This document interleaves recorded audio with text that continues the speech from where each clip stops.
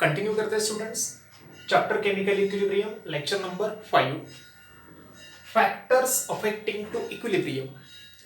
Suppose कोई reaction चल रही थी, रिवर्सिबल, इक्विलिब्रियम उसमें आ चुका है, मेंटेन है। अगर इसमें ऊपर से हम कुछ चेंज करेंगे, जैसे रिएक्टेंट ऐड किया, कुछ टेम्परेचर चेंज किया या प्रेशर चेंज किया या कैटलिस्ट ऐड किया, तो वो इक्विलिब्रियम में क्या चेंज होगा, अगर डिस्टर्ब होगा या नहीं होगा। तो डिस्टर्ब होगा तो फिर क्या होगा, ये देखना मतलब ही factors affecting to equilibrium. Okay, इसको एक्सप्लेन करने के लिए एक बेसिक प्रिंसिपल है, जो आपको आइडिया चाहिए, उस प्रिंसिपल से आप हर एक बात क्लियर कर सकते हैं। ली चैटेलियर प्रिंसिपल, जिसको हम लिखते हैं एलसीपी, ली चैटेलियर प्रिंसिपल। क्या कहता है ये? इस प्रिंसिपल को लिखने से पहले मैं एक बात समझा देता हूं। मान लीजिए स्टूडेंट्स, यहां पर हॉट वाटर रखा है, यहां पर क्या रखा है हमने, हॉट वाटर, यहां पर कोल्ड वाटर। सपोज अपना हाथ गलती से यहां पर हॉट वाटर में टच हो गया, बहुत हाई टेम्परेचर है, यस, तो अब क्या होगा, अगर टच होगा तो आप हाथ वैसे ही रखोगे क्या? नहीं, यस, फास्ट आप हाथ निकाल दोगे, ऐसा करोगे। तो एक्सटर्नल स्ट्रेस जब अप्लाई होता है, देखिए अब हम फिलहाल ऐसे कंडीशन में, मेरा हाथ स्टेबल है, मतलब इक्विलिब्रियम में है, यस, कोई दिक्कत नहीं, इक्विलिब्रियम मान लीजिए थोड़ी देर के लिए। अगर गलती से इसमें टच हो गया तो मेरा जो स्टेबिलिटी था, इक्विलिब्रियम था, डिस्टर्ब होगा, यस, स्ट्रेस आ गया एक्सटर्नल। तो मैं कोशिश क्या करूंगा, वो एक्सटर्नल स्ट्रेस वैसे ही रखने की मिनिमाइज करने की, यस, तो मैं हाथ बाहर से ले लूंगा, और कोल्ड वाटर है तो कोल्ड वाटर में हाथ रख दूंगा, yes, so that effect of external stress, effect of that hot water is get minimise. बस यही कहता है एलसीपी। नेचर का रूल है यही, कोई अनस्टेबल है तो स्टेबल होने की कोशिश करेगा, फिर से यहां पर स्टेबल मतलब ही इक्विलिब्रियम। तो when an external stress is applied on reacting system at equilibrium, then system will adjust itself in a such a way that effect of stress is minimized. कोई भी रिएक्टिंग इक्विलिब्रियम सिस्टम पे अगर हम external stress apply करेंगे, उसका equilibrium disturb करेंगे, then system will adjust itself in a such a way that stress is minimized and equilibrium again maintained. यही लिखा है स्टेटमेंट, देखिए, when an external stress is applied to reacting system in equilibrium, then system will adjust itself, system अपने आप को ऐसे adjust करेगा in such a way that minimize the effect of stress, stress का इफेक्ट क्या करने की कोशिश करेगा, मिनिमाइज। अब हमने इक्विलिब्रियम किससे डिस्टर्ब किया, यहां पर हॉट वाटर से, है ना, यस, एक प्रैक्टिकल एग्जांपल के लिए। तो अब अपने को यही देखना है आगे कौन कौन से ऐसे फैक्टर है जिससे इक्विलिब्रियम डिस्टर्ब हो सकता है, और फिर एलसीपी अप्लाई करके वो मेंटेन इक्विलिब्रियम होगा, correct, yes. In that case first factor is change in concentration. Reactant या प्रोडक्ट का कॉन्सेंट्रेशन चेंज कर कर इक्विलिब्रियम डिस्टर्ब कर सकते हो। Equilibrium disturb, then apply LCP, we get maintain equilibrium. Suppose कीजिए रिएक्शन स्टूडेंट्स अपने पास, reactant in reversibly ways reduce product. अब मान ली रिएक्शन कंटिन्यू में चल रही है, इक्विलिब्रियम मेंटेन हो गया, तो कॉन्सेंट्रेशन ऑफ रिएक्टेंट और प्रोडक्ट क्या हुआ, फिक्स। अब हमें इसमें ऐसा कुछ चेंज करना है कि ताकि इक्विलिब्रियम डिस्टर्ब हो जाए। क्या क्या पॉसिबिलिटी है, by changing the concentration of reactant और by changing the concentration of product you can disturb equilibrium. फिर रिएक्टेंट का कॉन्सेंट्रेशन चेंज करने की दो पॉसिबिलिटीज, रिएक्टेंट ऐड किया तो कॉन्सेंट्रेशन बढ़ेगा, रिएक्टेंट रिमूव किया तो कॉन्सेंट्रेशन कम होगा, प्रोडक्ट ऐड किया कॉन्सेंट्रेशन इंक्रीज, प्रोडक्ट रिमूव किया कॉन्सेंट्रेशन डिक्रीज। टोटल कितने पॉइंट्स आएंगे, 4। Reactant added, reactant remove, product added, product remove, okay, yes. तो मान लीजिए रिएक्शन इक्विलिब्रियम में है फर्स्ट, तो first point, if reactant is added, means concentration of reactant added, तो स्ट्रेस कहां आएगा, लेफ्ट हैंड साइड को, yes. if reactant is added then stress is applied, stress apply हो गया, stress is applied to left hand side, okay, stress apply हो गया, और क्या होगी बात, इक्विलिब्रियम इज डिस्टर्ब, इक्विलिब्रियम भी डिस्टर्ब हो गया, यस। अब आएगा एलसीपी, उसको ठीक करेगा, then by LCP according to Le Chatelier principle, इसका कोशिश क्या होगा, स्ट्रेस मिनिमाइज हो जाए, फिर से मेंटेन इक्विलिब्रियम। अब स्ट्रेस कहां पर हुआ, लेफ्ट हैंड साइड को। यस देखिए रिएक्टेंट को हमने ऐड किया, एक्स्ट्रा ऐड किया, इसकी वजह से इक्विलिब्रियम डिस्टर्ब हुआ, तो वो अपना लेवलिंग करने के लिए फिर से कुछ रिएक्टेंट कहां पे कन्वर्ट होगा, प्रोडक्ट में। तो reaction goes forward to maintain equilibrium by LCP, reaction goes FW forward to maintain equilibrium. Understand? तो रिएक्टेंट ऐड किया, स्ट्रेस आ गया, इक्विलिब्रियम डिस्टर्ब हुआ, वो इक्विलिब्रियम मेंटेन करने के लिए कुछ रिएक्टेंट प्रोडक्ट में जाएगा, reaction goes forward. Understand? Yes. Okay, second point, product add किया हमने, इफ प्रोडक्ट इज एडेड, या आप इसको कैसे लिख सकते हैं, concentration of product is increases, then again stress is applied to, अब कहां पे स्ट्रेस आ गया, right hand side. Yes, equilibrium is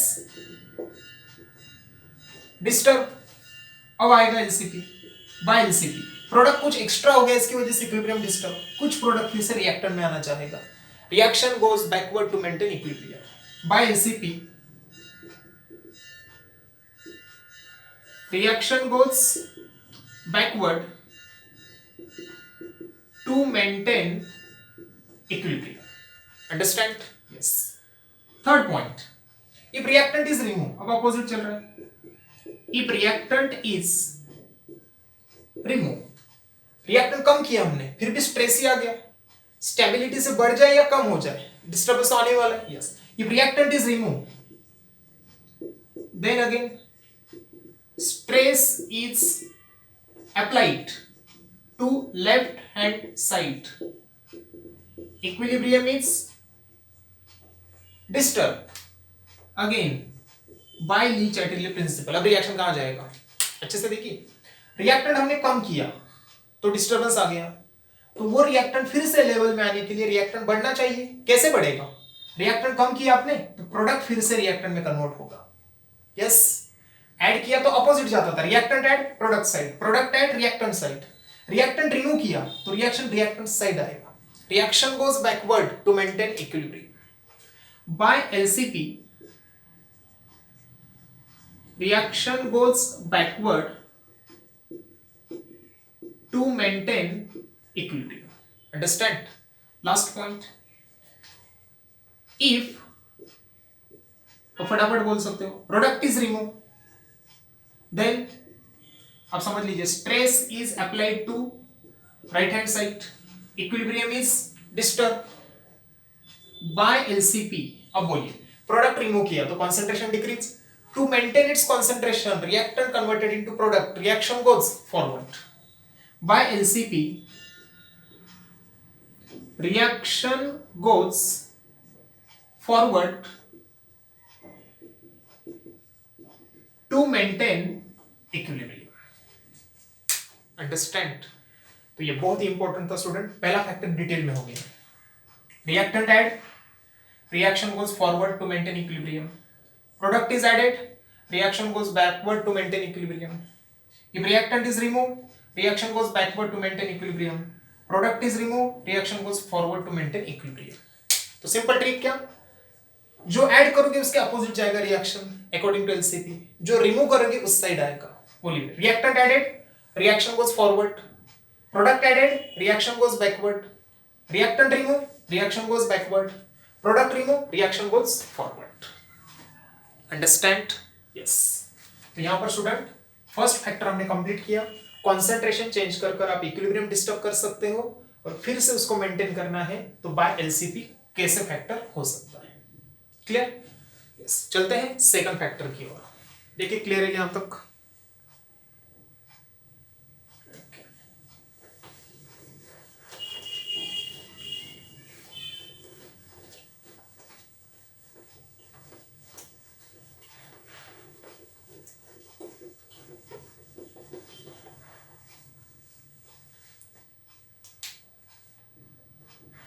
second factor पे आते हैं स्टूडेंट्स, इफेक्ट ऑफ टेम्परेचर। ठीक है स्टूडेंट, बहुत ही बढ़िया कंसेप्ट है। टेम्परेचर और प्रेशर के जनरली क्वेश्चन बहुत आते हैं कॉम्पिटिटिव में। कंसेप्ट अगर समझा तभी जेईई और नीट के क्वेश्चन कर सकते हो आप। कैसे लॉजिक लगाना है मैं जिस ट्रिक से बता रहा हूँ उस ट्रिक से कंसेप्ट समझिए।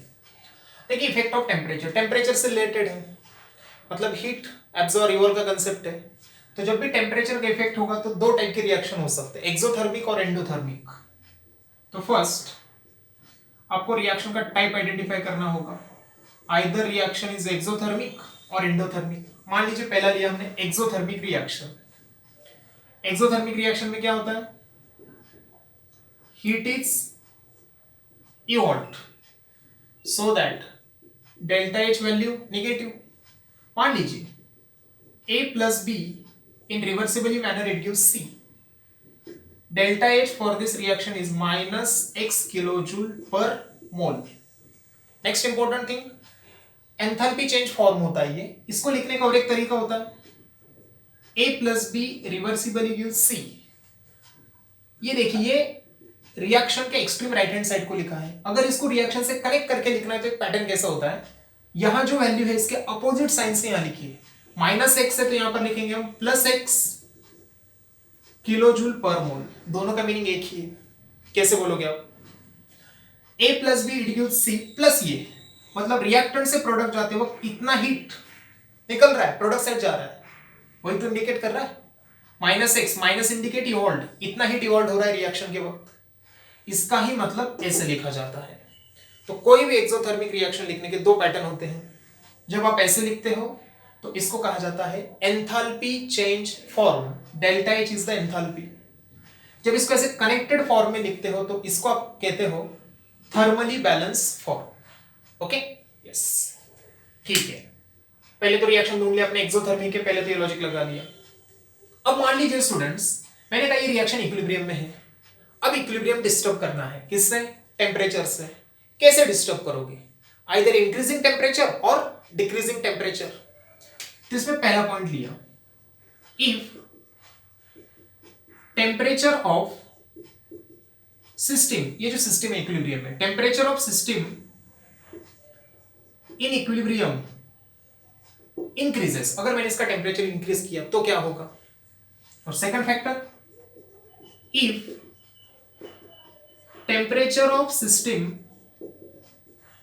इन इक्विलिब्रियम डिक्रीज किया तो क्या होगा। इंक्रीज मतलब हाई टेम्परेचर, डिक्रीज मतलब लो टेम्परेचर। इसका असर चेक करने के लिए आपको करना क्या है, देखिए ये इक्विलिब्रियम में है, यस।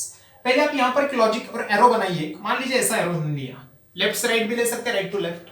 मैंने कहा ऐसे जाते हो टेम्परेचर इंक्रीज हो रहा है कि डिक्रीज हो रहा है, इस इक्वेशन में सोचिए।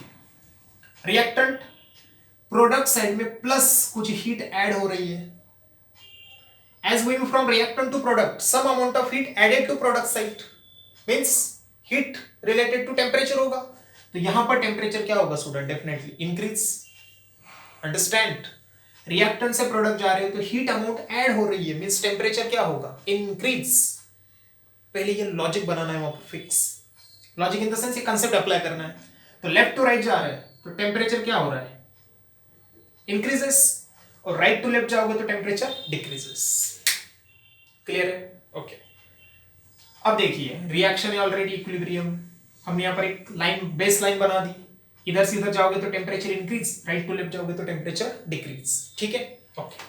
चलिए आइए फर्स्ट पॉइंट पे। अभी इक्विलिब्रियम था, मैंने इसको डिस्टर्ब किया, कैसे, temperature of the system in equilibrium increase, temperature increase, system हुआ डिस्टर्ब, इक्विलिब्रियम डिस्टर्ब। तो उसका कोशिश क्या होगा, फिर से क्यों डिस्टर्ब हुआ, वो टेम्परेचर इंक्रीज करने की वजह से, तो फिर से टेम्परेचर डिक्रीज कर कर इक्विलिब्रियम मेंटेन करेगा। अगर हमने उसका टेम्परेचर डिक्रीज कर कर डिस्टर्ब किया, इसका मतलब उसका टेम्परेचर पहले थोड़ा हाई था, as we decrease temperature it try to increase temperature, तो हम जो इफेक्ट देंगे उसके अपोजिट चलना चाहेगा वो। If temperature of the system in equilibrium increases then equilibrium disturb, equilibrium disturb हो गया। By LCP, Le Chatelier principle, reaction कहां जाना चाहेगा, जहां पर टेम्परेचर क्या हो, डिक्रीज। अब इस बेस लाइन का यूज करोगे आप, ऐसे जाओगे तो टेम्परेचर इंक्रीज, ऐसे जाओगे तो टेम्परेचर डिक्रीज। हमने इंक्रीज किया लेकिन वो सिस्टम अपने आप को क्या करना चाहेगा, डिक्रीज, डिक्रीज एनी रिएक्शन कहां जाएगा? Backward to decrease temperature and maintain equilibrium. Understand? By LCP reaction goes backward to decrease temperature and maintain equilibrium. फिर से नया इक्विलिब्रियम मेंटेन करेगा. अंडरस्टैंड? सेम कंसेप्ट है. If temperature of the system in equilibrium decreases, then equilibrium is disturbed by Le Chatelier principle. अब बोलिए, हमने temperature decrease किया तो सिस्टम टेम्परेचर इंक्रीज करना चाहेगा. टेम्परेचर इंक्रीज मतलब रिएक्शन कहां जाएगा? Forward to increase temperature and maintain new equilibrium. Correct? Equilibrium disturb by LCP, reaction goes forward to increase temperature and maintain equilibrium. Understand? देखिए student, ज्यादा clear दिख रहा है क्या आपको? ओके, तो देखिए कोई भी इस पे क्वेश्चन अगर आता है तो पहले आप क्या देखोगे स्टूडेंट? एक्सोथर्मिक है कि नहीं. तो एक्सोथर्मिक के लिए सीधे temperature increase, reaction goes backward, ये trick. Temperature decrease, temperature decrease, reaction goes forward. Yes, तो temperature increase backward, temperature decrease forward. Understand?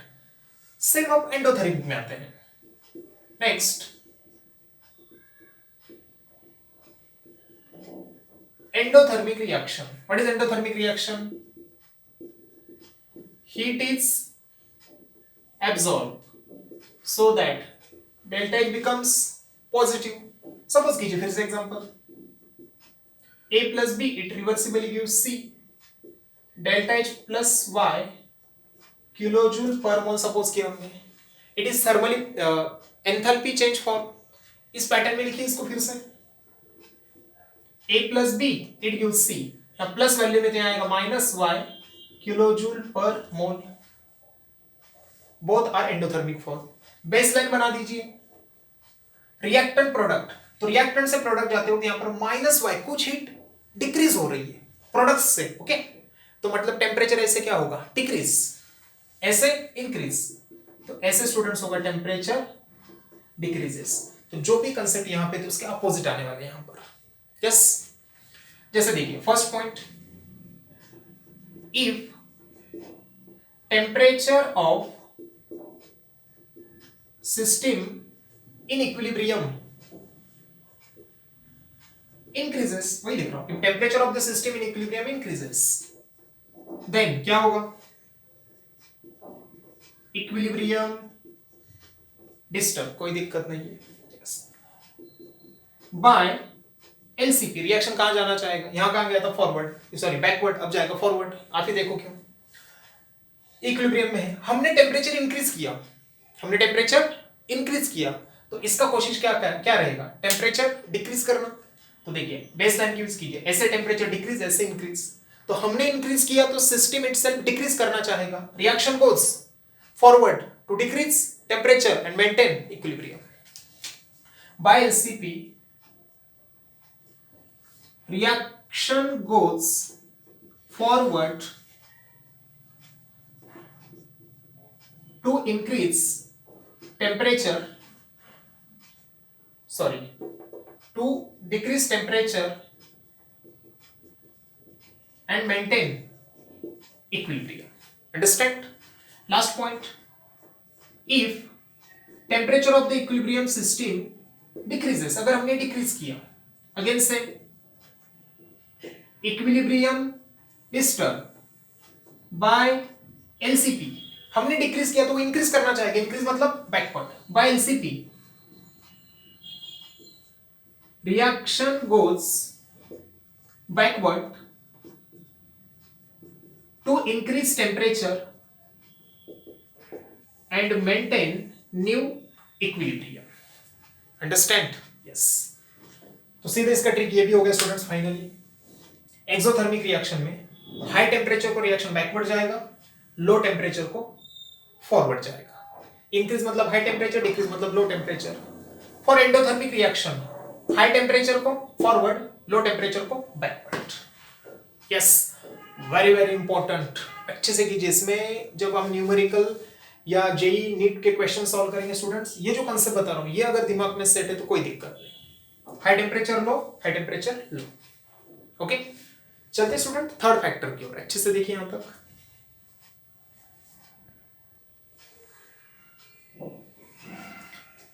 Base line बनाना बहुत जरूरी था स्टूडेंट्स। यस, आते students third factor, effect of pressure. Pressure और volume एक ही बात है, because we know pressure is inversely proportional to volume होता है। Pressure increase volume decrease, pressure decrease volume increase. तो इफेक्ट ऑफ प्रेशर सीख रहे मतलब वॉल्यूम ऑटोमेटिकली सीख रहे, जो प्रेशर होगा एग्जैक्टली अपोजिट वॉल्यूम का इफेक्ट होगा। तो आते इफेक्ट ऑफ प्रेशर। देखिए स्टूडेंट, प्रेशर वर्ड होता है गैस के लिए, प्रेशर रिलेटेड विद गैस। तो गैस मॉलिक्यूल से, गैस मोल से ही इसका इफेक्ट डिसाइड किया जाता है। For that we require term delta n g, number of moles of gaseous product minus number of moles of gaseous reactant. तो कोई भी रिएक्शन आती है तो पहले उसका डेल्टा एन कैलकुलेट करोगे। डेल्टा एन तीन कैटेगरी में था, आइदर पॉजिटिव, नेगेटिव और जीरो। डेल्टा एन जीरो है तो इक्विलिब्रियम डिस्टर्ब होता ही नहीं, पॉजिटिव है नेगेटिव है तब डिस्टर्ब होता है, तब इंपॉर्टेंट है। तो इसमें पहला केस बना लेते हैं, when delta n greater than zero और पॉजिटिव। इसका एग्जांपल लिया हमने, PCl5 gas in reversibly it gives PCl3 gas plus Cl2 gas, balance है। ओके, डेल्टा एन फाइंड कर सकते हैं। प्रोडक्ट का मोल 1 प्लस 1 2, रिएक्टेंट का 1 2 माइनस 1 1। तो इसके लिए स्टूडेंट्स डेल्टा एन आ रहा है आपका 1, तो ये पॉजिटिव का केस है। यस, बेसलाइन बना देनी है। फिर से बेसलाइन मतलब देखिए क्या, ऐसे बेसलाइन बना दी हमने। प्रेशर होता है गैस का, तो मैंने कहा जितने गैस मोल्स ज्यादा प्रेशर ज्यादा, गैस मोल्स कम प्रेशर कम। तो reactant side 1 gas mole, right side 1 plus 1 2 gas mole, so that ऐसा प्रेशर क्या हो रहा है, इंक्रीजेस, तो ऐसा pressure decreases. Baseline understand? Yes, pressure increases.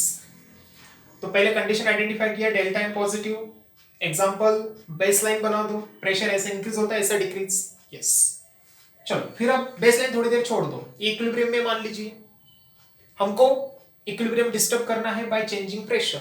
Again to possibility, increasing pressure of system, decreasing pressure of system, correct? Yes. First case, if pressure of system in equilibrium increases, हमने अगर इसका pressure increase किया,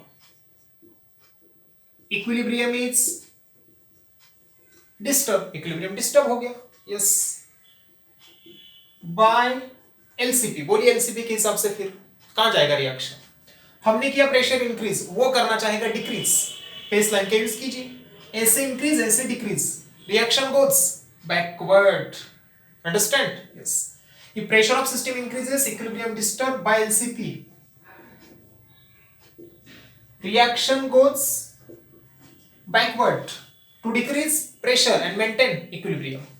Reaction goes backward to decrease pressure and maintain equilibrium. Understand? Yes. Second point, opposite आएगा इसके opposite. If pressure of reacting system in equilibrium is decreases, pressure decrease, again equilibrium is disturbed, again by LCP. आप ही बताइए, हमने pressure of the system decrease किया, then system will try to increase its pressure to maintain equilibrium. Baseline का help लीजिए, increase means reaction goes forward to increase pressure and maintain equilibrium.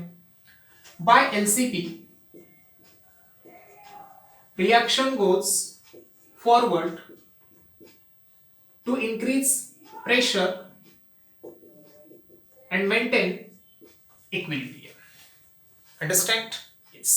देखिए clear दिख रहा है स्टूडेंट्स? ओके, ये हो गया आपका स्टूडेंट ए केस बोल देते हैं हम इसमें, when delta n greater than 0 that is positive. तो जो भी रिएक्शन आएगा एग्जाम में अगर क्वेश्चन, तो डेल्टा एन पॉजिटिव है तो सीधे high pressure reaction goes backward, low pressure reaction goes forward. ऐसे सीधे लर्न कीजिए या बेस लाइन बनाइए, कभी भी दिक्कत नहीं आएगी, कोई कंफ्यूजन नहीं होगा, बेस लाइन बना के सोचना है। यस, चलते स्टूडेंट बी पॉसिबिलिटी।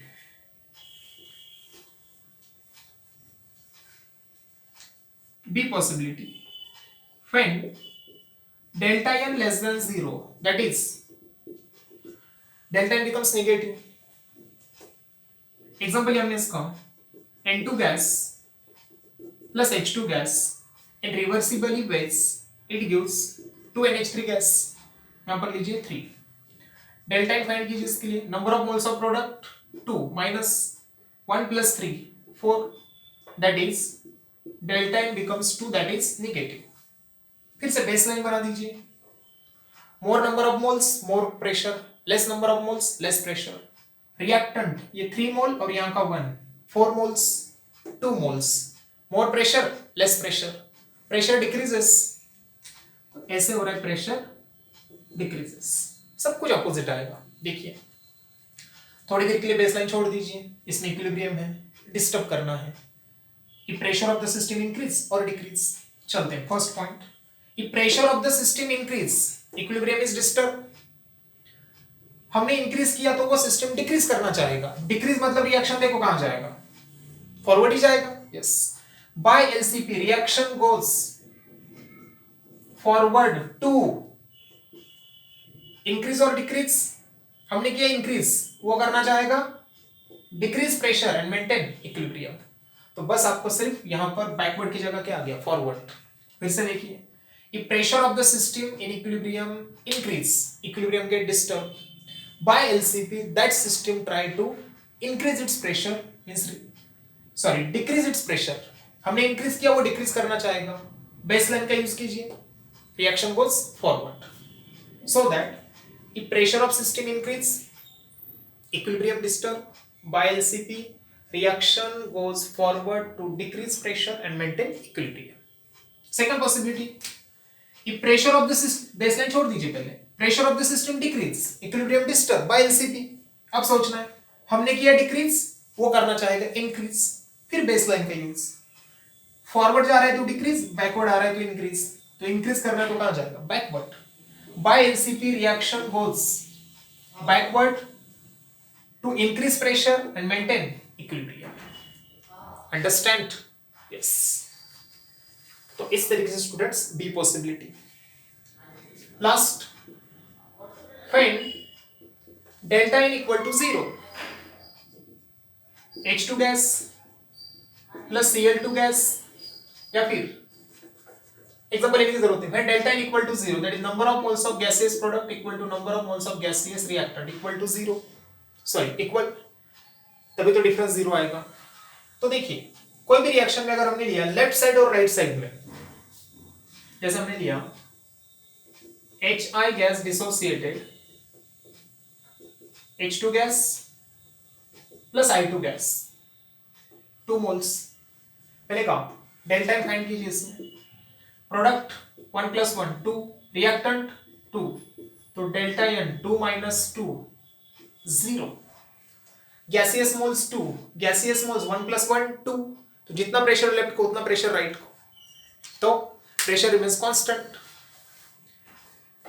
तो आपने इस केस में कितना भी प्रेशर इंक्रीज किया या डिक्रीज किया, equilibrium does not disturb. Increase किया तो दोनों तरफ का इक्वली इंक्रीज होगा, डिक्रीज किया तो दोनों तरफ का इक्वली डिक्रीज होगा, so that we can write here in that condition equilibrium does not disturb. Understand? When delta n equal to 0, then equilibrium of such type of reaction does not disturb। समझा? क्योंकि हमने pressure increase किया तो दोनों side का increase होगा equally, decrease किया तो दोनों साइड का इक्वली डिक्रीज होगा, maintain equilibrium as it is. Okay, yes, very important. Effect of pressure 3 category में है। Okay students, yes.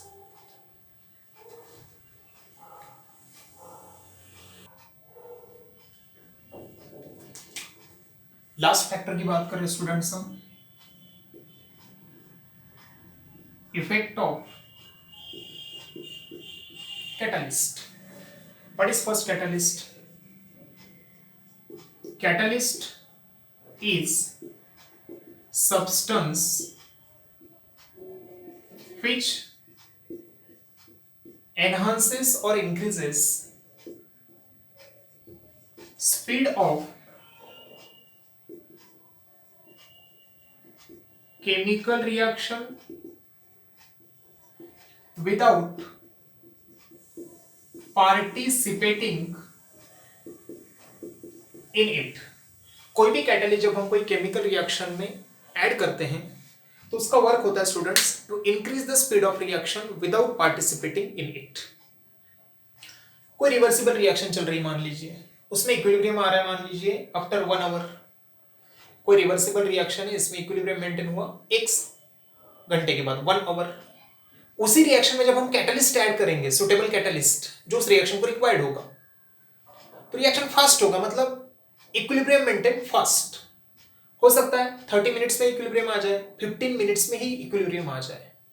तो it increases the speed of reaction and maintain the equilibrium fast. Definition समझ गए students? Yes.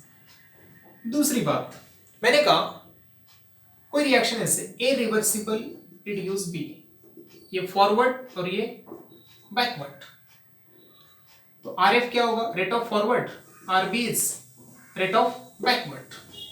Correct. मैंने कहा students ये reversible reaction, इसमें हमने कैटलिस्ट ऐड किया, तो ऐसे होगा क्या?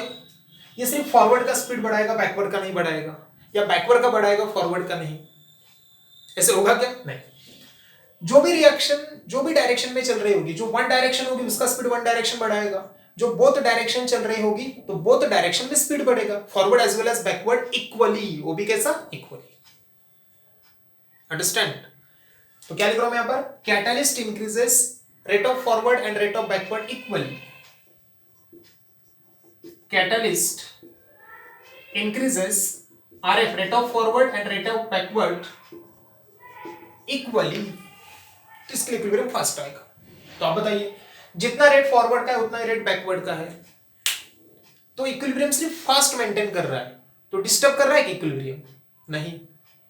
तो कैटलिस्ट ऐड करने के बाद इक्विलिब्रियम डिस्टर्ब होता ही नहीं, क्योंकि फॉरवर्ड रेट जितने से बढ़ेगा उतना ही बैकवर्ड से बढ़ेगा, तो इक्विलिब्रियम जल्दी आएगा, सिर्फ इतना ही फर्क होगा। Equilibrium maintain fast, equilibrium does not disturb. तो जब भी कोई रिएक्टिंग सिस्टम इक्विलिब्रियम में आप कैटलिस्ट ऐड करते हो, equilibrium does not get disturb, no change.